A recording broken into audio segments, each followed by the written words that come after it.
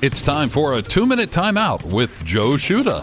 Actor Dwier Brown played the role of Kevin Costner's father in the classic movie Field of Dreams. Did he or anyone envision the film to be such a great success? It's hard to remember, but back in 1988, it had banged around Hollywood for 10 years. Nobody wanted to make a baseball movie. They were definitely on the out. And then when Kevin Costner decided to make Bull Durham the year before, and 8 Men Out was the year before as well, it was kind of like everybody was pretty much thinking that this was a bad move. The surprise in the story is that, Bull Durham was a big success. And then, everybody was very surprised that Kevin would then do a second baseball movie in a row, because that just sort of felt like career suicide, like he was just going to be the baseball guy. But, that's where Kevin kind of, marches to the beat of a different drummer and kind of changed that. But I think we all just did the movie because it was such a nice script. It wasn't, in my mind, it wasn't something that was going to be a classic movie or that even many people would go see. What's kind of crazy is, the movie almost went straight to video. If Steven Spielberg hadn't snuck into a screening, a pre-release screening of it, Universal was planning to release it straight to video, but he convinced them that they should give it a shot. And if you look back,